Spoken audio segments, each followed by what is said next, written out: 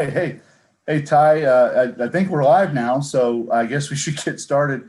I'm Eric Archer from Texas Instruments here with middle school science teacher Ty Cook. Hey, everybody. And the next 30 minutes, we're going to do some question and answer around TI's new program, the Smart Space Video Library. And I'm going to share some of the information on my screen so everybody knows what we're talking about. So bear with me as I share my screen here. And Ty, can you see my screen? Yes, I can see it. It looks beautiful. It's the TI Awesome. YouTube channel. Yeah, so I'm on the YouTube page, and if you type in all one word TI calculators, it'll take you to Texas Instruments YouTube page. And if you scroll down a little bit, you'll notice some smart space video lessons. And today, Ty and I are going to talk a little bit about the science smart space video lessons. Of course, we have math video lessons as well. And Ty helped develop 4 middle school smart space video lessons. And like I said, you can find those. They're all free. You can play them, as much as you want. And the point of doing these is that we're trying to provide some really cool middle school level content for your students. And so Ty did a great job of these. And like I said, if you haven't already seen them, I encourage you to check them out. Hey, Ty, can you tell everybody a little bit about yourself? Yes. So I am in my 7th year of teaching middle school. And usually when I tell people that I teach middle school, they gasp because they have the reaction that they either really didn't enjoy middle school or how can you teach middle school? Those are my 2 reactions. And I say, that's exactly why I teach middle school, because it is such an interesting transition time for students, and they're just so weird and quirky and fun. But I teach 7th grade life science, and I've had some updates this school year that have led me to online math with this pandemic. And, everybody's kind of just adapting and figuring things out as we go. But for the past 6 years, I taught 7th grade life science, and those are the videos that we created. And I'm super excited because I know a lot of teachers out there are looking for resources. They're looking for lessons that are free and that they can use with their students. And, we covered some really great topics on there. But I really love to share my classroom journey and technology and things that I'm using. And I love learning from other teachers, whether it's on YouTube or Instagram or Twitter or TikTok, which is my recent obsession. And I think it's just a lot of fun to share with other teachers and have this community. Yeah, that's fantastic. It was a lot of fun making the videos, working with you. And what I liked about the videos is, it wasn't this wasn't meant to, these videos aren't meant to try to sell TI to people. These videos were meant to try to offer middle school science teachers some resources. So, this wasn't necessarily trying to sell calculators or any of our software or simulations or any of that stuff. It was really meant to try to offer a resource and a service to middle school science teachers. And we really appreciate all the work you did. And I thought the videos turned out great. Yeah, I love them. And one of my favorite parts about this, and if you're a teacher out there and you haven't checked them out yet, whether it's mine for science, I saw Esther Brunot, who I love. She's amazing with math, and there was a great lineup.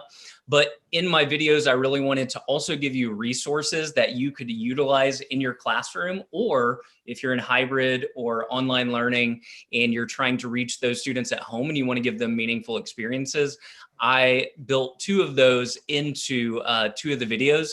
So it's not just a video lesson, but there's also the option of having them do it at home, having them do it in the classroom, and you can kind of structure that. Or if you just want them to watch it in the video as well, that works too. So there's plenty of options, but I think giving teachers those abilities to connect with students, that's where most teachers have struggled. And we've been looking for, how do we actually make these things happen in the middle of a pandemic, online or in hybrid, or if we're not able to share materials. So I hope that those videos and those activities will help some teachers out there that are looking to get started. I know in a lot of science classes, one of the first things kids learn about is the scientific method and measurement and those kinds of things. And Ty did a really great job in one of the videos covering the topic of the scientific method. Ty, you want to talk a little bit about that one? Yes. So the scientific method, I absolutely love. But I remember the things that I love teaching now are the things that I struggled with my first year. And when I started teaching the scientific method, I struggled because students didn't understand the need for all of the steps in the scientific method. They can memorize the steps and that's great, but they don't understand them and they don't understand why it's so important.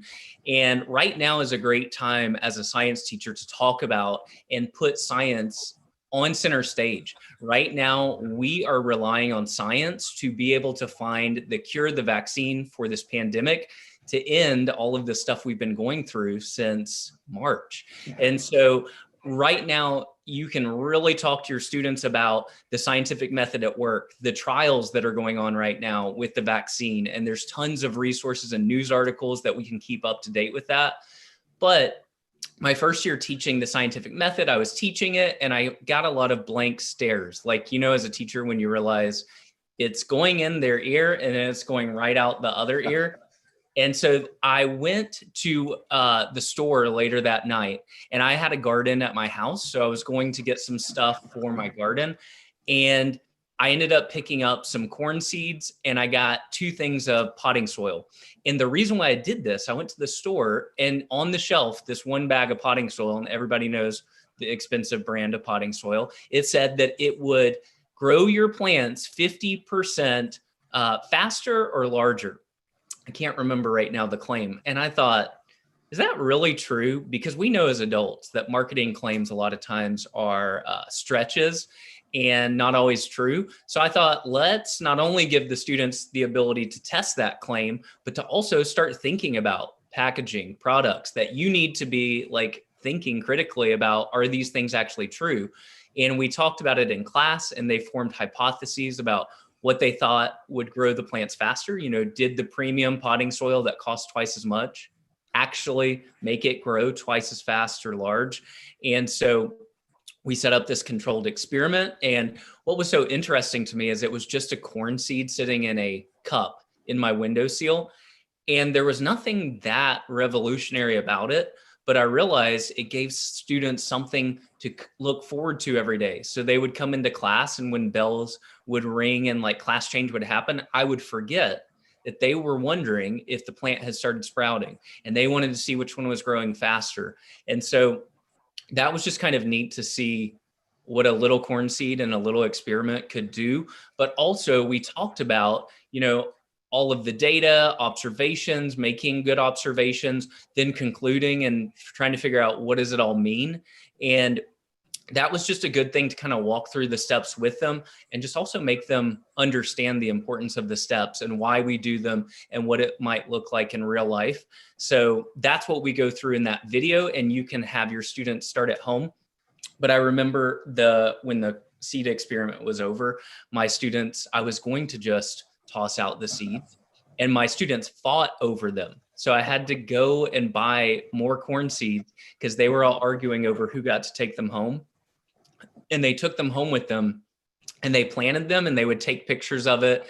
And it was like, for a lot of them, it was the first thing they had ever grown, like their first vegetable, their first plant. And so it was just neat to see.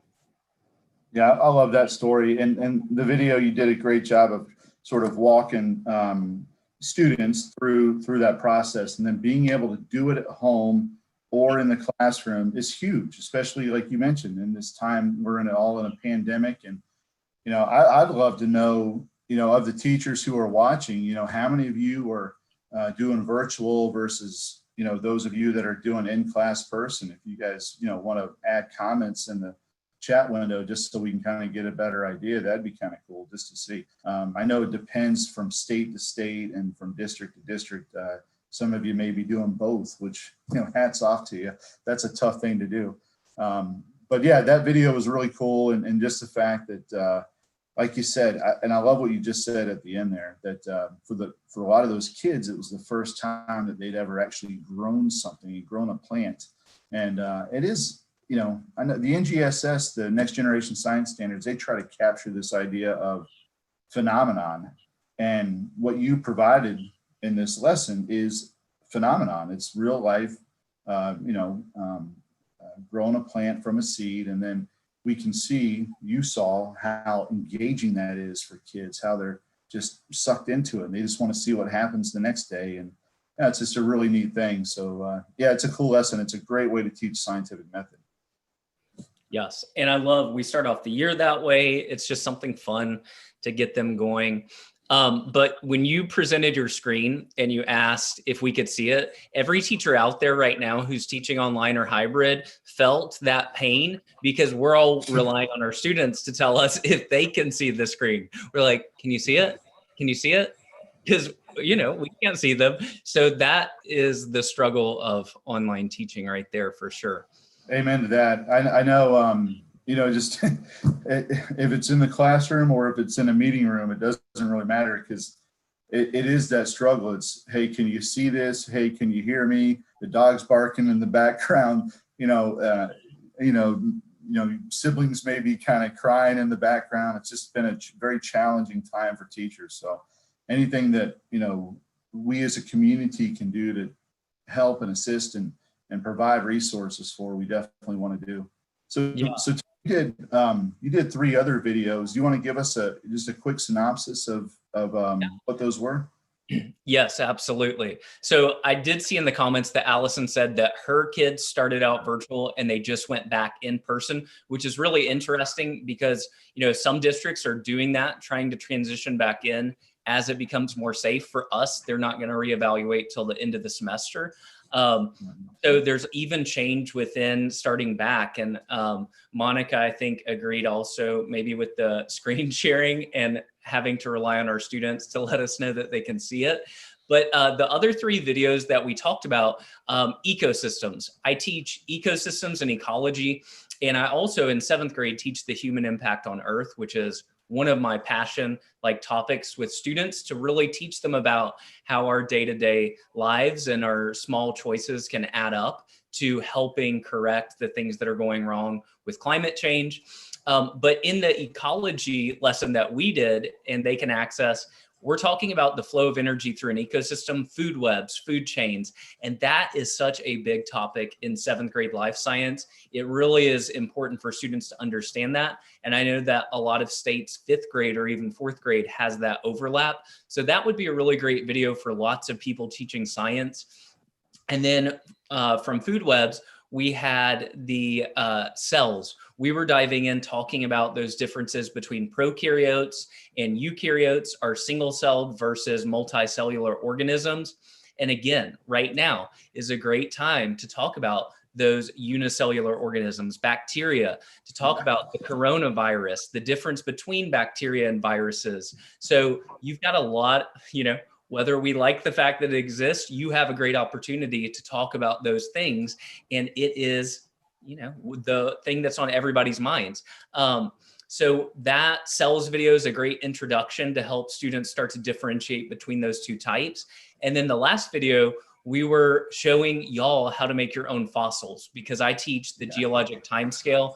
And in the geologic timescale, I wanted to give students a hands-on way to have fun, to kind of see the process of fossils forming. And obviously we're shrinking hundreds of millions or billions of years down into one class period. So this is a really quick and easy, fun way that students can make their own fossils. And I use milk cartons. So we go the day or 2 days before to lunch. I have a student with a trash bag. We empty out the milk. We get the milk cartons and we open them up, wash them out, and we leave them to dry. And those are what become the vessels for our fossils. So it is recycling, which is great. It is free because we're using that. And then the only thing that I get is the plaster. And a lot of times your home improvement stores will donate that to you, which is awesome. But in that video, I walk you through how to do it. It is a little messy, I'm not going to lie, but all of the best lessons are a little bit messy. Yeah. So sometimes the most fun is in the mess. Actually, when the mess is happening, the whole cleaning up process, I'm not sure if there's a lot of fun there, but it's worth it. So, and students like to be messy. So, giving them an opportunity here and there. And to be honest, when I do a lab like that, I build in 10 to 15 minutes. And that is the key as a teacher. When the first time I did it, it would just be like a bomb exploded and then the bell rings and they leave. When you become smart as a teacher, you realize this is a window for us to clean up. And when I say us, I mean, there's 30 people who made the mess and 30 people will clean up the mess. And that does help with labs, is just making sure that you budget correctly and, manage your time. I see that Allison asked, how is the bunny? So my class pets have been at home with me since February. I actually park outside of my garage now because my rabbits have like this huge sanctuary in the garage. So they're very spoiled.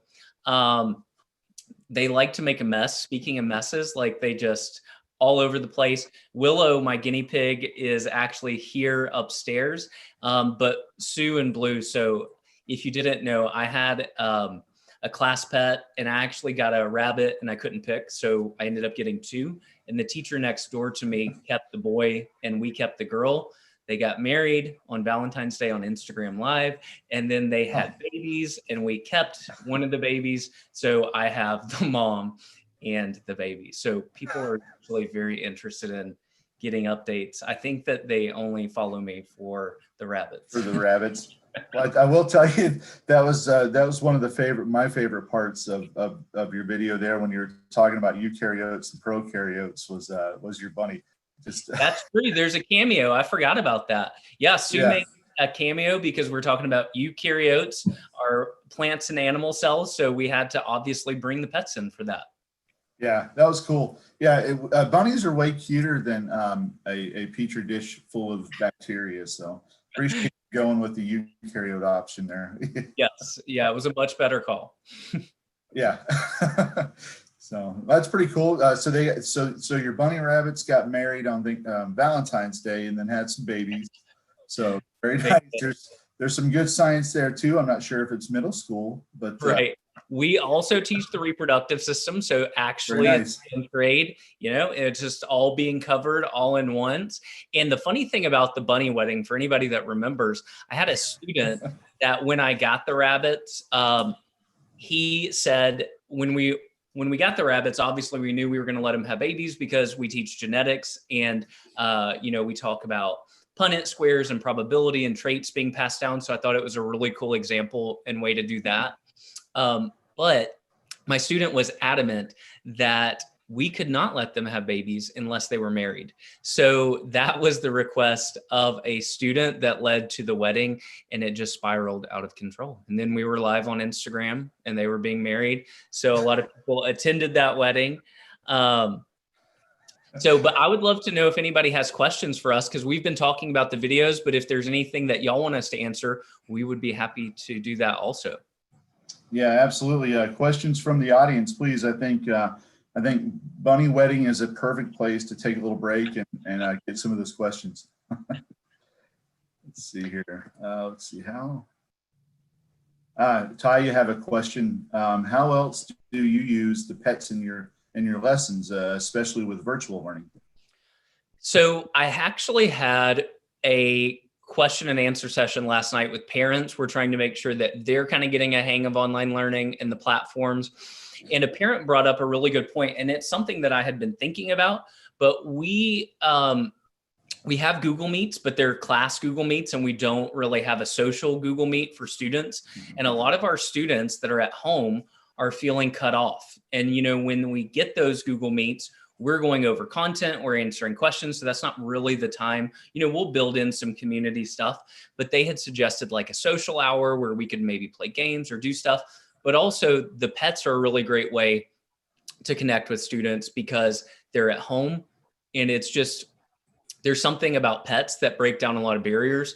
So it's a really great, tool to get kids engaged. And in the classroom, it was always something that students look forward to.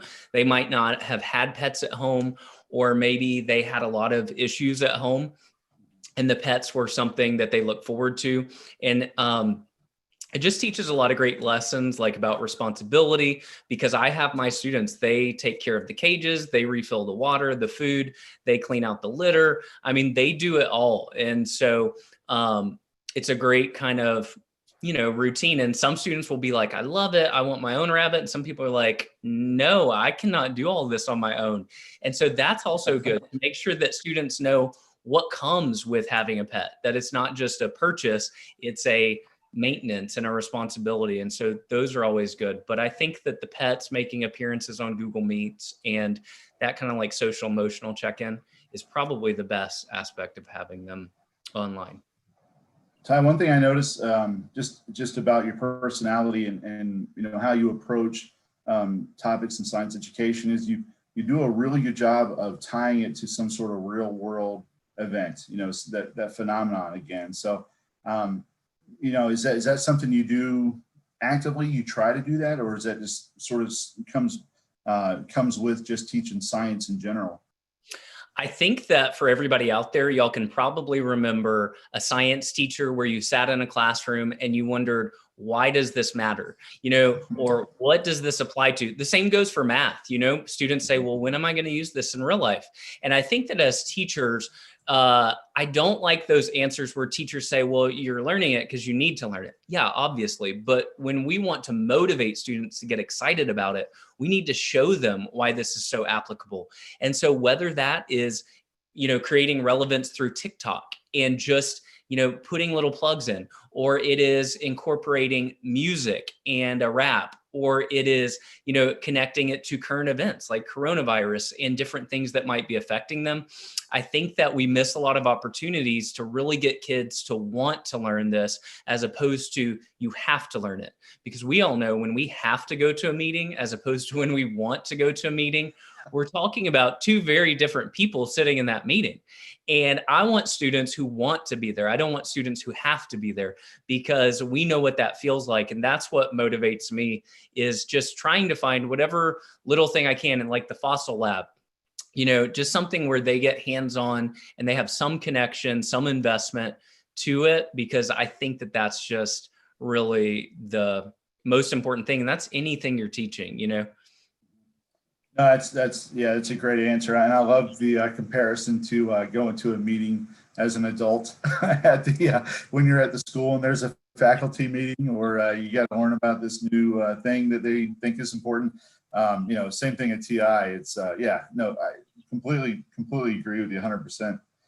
Well, I mean, sort of on that topic, just because we're getting to know you a little bit more, what got you interested in actually teaching science?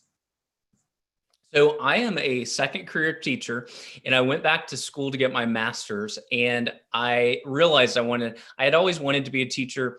I just didn't go that path in college.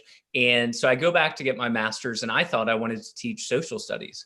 So I took all of these social studies courses, and I wanted to teach high school social studies. And where I live, it was very hard to get a social studies job, because many of them came with coaching requirements, not just that you were willing to coach, but that you were like a proven coach for this subject. I mean, this sport.